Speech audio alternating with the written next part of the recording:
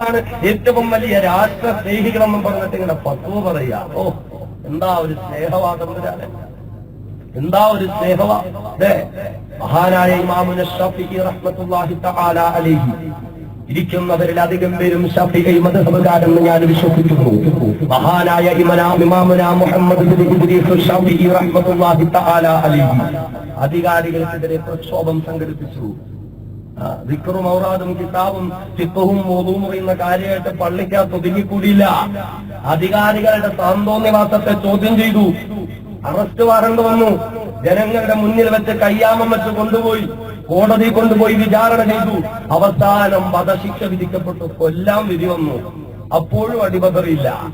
അവസാനം കൊലക്കയറിന്റെ കൊലമരത്തിന്റെ മുന്നിൽ നിന്ന് അദ്ദേഹം നിരപരാധിയാണ്, അദ്ദേഹത്തിന്റെ മഹത്വം അറിഞ്ഞിട്ട് വെറുതെ വിട്ടതാ. ഈ മശായിഖന്മാരെ പിൻപറ്റുന്നവർക്ക് ഇത് നമ്മൾ ചിന്തിച്ച്, ഇവരൊക്കെ യഥാർത്ഥ മശായിഖന്മാരാണോ? ഈ RSSനെ കൂട്ടുപിടിക്കുന്നവർ ഇവരൊക്കെ യഥാർത്ഥ മശായിഖന്മാരാണോ?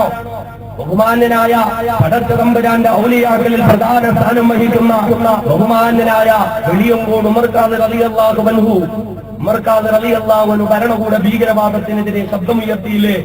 നികുതി നിഷേധ പ്രസ്ഥാനത്തിന് തുടക്കം കുറിച്ചില്ലേ? അതിന്റെ പേരിൽ മഹാനവറുകളെ ജയിലിലടച്ചില്ലേ? ഇവരെ പിൻപറ്റുന്നവർക്ക് എന്റെ സഹോദരങ്ങളെ ഭരണകൂട ഭീകരവാദത്തിനെ സപ്പോർട്ട് ചെയ്യാൻ പറ്റുമോ? ഉമർ ഖാദി ജയിലിലടക്കപ്പെട്ടപ്പോ ഉമർ ഖാദിയെ വിട്ടയക്കണമെന്ന് പറഞ്ഞുകൊണ്ട് ഗവൺമെന്റിനെതിരെ പ്രക്ഷോഭം സംഘടിപ്പിച്ചു. ആരാ? മഹാനായ ഖുതുബുസ്സമാൻ മമ്പുറം സയ്യിദ് അലവി തങ്ങൾ ഖദ്ദസല്ലാഹു സിറഹുൽ അസീസ്. ഗവൺമെന്റിനെതിരെ സമരം ചെയ്യാൻ നിരപരാധികളെ വിട്ടയക്കണമെന്ന്. ഇവിടെ മഅദനി ജയിലില, നിരപരാധികൾ ആയിരക്കണക്കിന് ജയിലില. അവനൊക്കെ വെച്ച് തന്ന ബിരിയാണിയിൽ നിന്നിട്ട് വയറും വിട്ടിട്ട് കടന്നു വരുമ്പോ അബ്ദുൽ നാസർ മഅദനി എന്നൊരു വാക്ക് മിണ്ടാൻ പറ്റിയിട്ടുണ്ടോ? ചിന്തിച്ചോക്കെ. ഉമർ ഖാദിയെ ജയിലിലടച്ചപ്പോ മമ്പുറം തങ്ങൾ അതിനെതിരെ പ്രക്ഷോഭം സംഘടിപ്പിച്ച് ഗവൺമെന്റിനെതിരെ പ്രസംഗിച്ചുകൊണ്ട് മമ്പുറം തങ്ങൾക്കും മാറേണ്ടി വന്നു. കീഴടങ്ങണമെന്ന് പറഞ്ഞു. കീഴടങ്ങാനൊന്നും എനിക്ക് മനസ്സിലടാ, വേണമെങ്കിൽ വന്ന് അറസ്റ്റ് ചെയ്തുകൊണ്ട് പോകാൻ പറഞ്ഞു. ഇവരാ മശായിഖന്മാര്, ഇവരാ മഹത്തുക്കള്. അല്ലാതെ ഇന്ന് കുറെ കള്ളത്താടികൾ വന്നിട്ട് സമുദായത്തിന്റെ മൊത്തം കുത്തക ഏറ്റെടുത്തിട്ട് പറയുമ്പോൾ നമ്മൾ വിശ്വസിക്കല്ലേ? നാഴികയ്ക്ക് 40 വട്ടം അഹ്ലുസുന്നത്തി വൽ ജമാ എന്ന് പറയും. ഒരു മുസ്ലിമിനെ കണ്ടാ സലാം പറയൂല. താടിയും ബോഡിയും വേഷവും ജുബ്ബയും ഒക്കെ ഇങ്ങനെ നോക്കണം. നിസ്കാരത്തിൽ കൈ കെട്ടുന്നത് മുതൽ സലാം വീട്ടുന്നവരുള്ള സർവ്വകാര്യങ്ങളും അറിയണം, എങ്കിലേ സലാം പറയുള്ളൂ. അഖീദയും അത്തഹിയാത്തും ഉൾപ്പെടെ സർവ്വതും അറിയണം, എങ്കിലേ അവനോടൊപ്പം ചിരിക്കുള്ളൂ. എങ്കിലേ സമുദായത്തിന്റെ ഒരു ആവശ്യം വരുമ്പോ ഉമ്മ കൊന്നു ചേരണമെന്ന് 100 വട്ടം പറഞ്ഞാലും അവരോടൊപ്പം ഞങ്ങൾ ചേരൂല. മുബത്തദീങ്ങളാണ്, പുത്തനാശയക്കാരാണ്, തീവ്രവാദികളാണ്, ഭീകരവാദികളാണ് എന്നൊക്കെ ന്യായം പറയുന്നവൻ RSSകാരൻ വിളിച്ചപ്പോ ഒരു മടിയുണ്ടായില്ല. ഉമ്മത്തിന്റെ അപകടം നമ്മൾ തിരിച്ചറിയണം. ഇവിടെ ഈ സമുദായത്തിനെതിരെ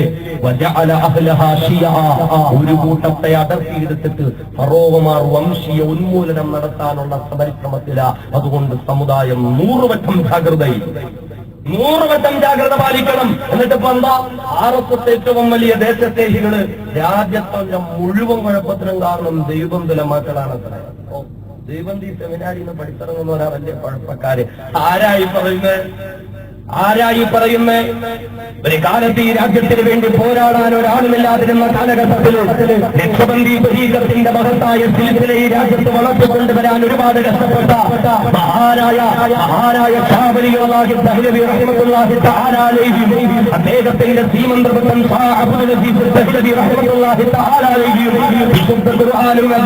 ചരിത്രങ്ങളും മുന്നിൽ വെച്ചുകൊണ്ട് ഈ രാജ്യത്തെ ഭരണകൂട ഭീകരവാദം കൊടുമ്പിരി കൊള്ളുമ്പോൾ അതിനെ എതിർത്ത് പോരാടേണ്ടെന്നത് മുസൽമാന്റെ നിർബന്ധ കടമ എന്ന് പറഞ്ഞ് ഫത്വ കൊടുത്തപ്പോൾ ഭാഗത്ത് ഈ രാജ്യത്തിന് വേണ്ടി പോരാടുന്നതിന് വേണ്ടി 100 ആയിരക്കണക്കിന് യുവ പണ്ഡിതന്മാർ, യുവ കാസിന്മാർ കടന്നു വരണമെന്നുള്ള താല്പര്യത്തില് ഉത്തർപ്രദേശ് സംസ്ഥാനത്തിലെ സഹാറംപൂർ ജില്ലയില് അതേ ദൈവം തന്ന പേരുള്ള മുനിസിപ്പാലിറ്റി ടൗണിലെ മസ്ജിദിന്റെ മുമ്പിൽ ഒരു മാതളമരത്തിന്റെ ചുവട്ടില് എന്ന മഹത്തായ സ്ഥാപനത്തിന് തുടക്കം കുറിച്ച് ഈ രാജ്യത്തിന് വേണ്ടി വീരോദമായ പോരാട്ടം നടത്തുന്ന യുവകാസികളെ വാർത്തെടുത്ത മഹാനായ മൗലാന മുഹമ്മദ് ഹസൻ അനൂതബി റഹ്മത്തുള്ളാഹി തആല അലൈഹി ബ്രിട്ടീഷുകാരന്റെ ശാംലീല പട്ടാളക്യാമ്പ് ആക്രമിച്ചിട്ട് പട്ടാളക്കാരൻ പേടിച്ച് പിന്തിരിഞ്ഞോടി ക്യാമ്പിനകത്തേക്ക് കയറി പുറത്തേക്ക് തുരുതിരാ വെടിയുതിർക്കുമ്പോൾ ശരീരത്തേക്ക് വെടിയുടെ തുളഞ്ഞു കയറി പലരും മരണപ്പെടുമ്പോൾ അവിടെ അതിപ്രകാരം പിന്തിരിഞ്ഞോടാതെ ഒരു ഓലപ്പുഴ വന്നിട്ട് ആ ഓലപ്പുര കോട്ടവാതിലിനോട് വെച്ച് ചേർത്ത് തീ കത്തിച്ചിട്ട് ഓലയോടൊപ്പം കോട്ടവാതിലും കത്തിയമർന്ന് അതിനകത്തേക്ക് വീണപ്പോൾ അനുയായികളോടൊപ്പം ആ കോട്ടയ്ക്കുള്ളിലേക്ക് കടന്നു തന്ന മഹാനായ മൗലാന മുഹമ്മദ് ഖാസിം നാനൂത്തബി റഹിമഹുല്ലാഹ് ചരിത്രം അറിയോ?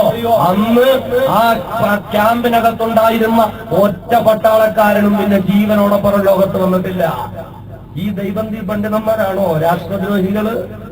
ചിന്തിച്ചോക്കെ. മഹാനായ മൗലാന റഷീദ്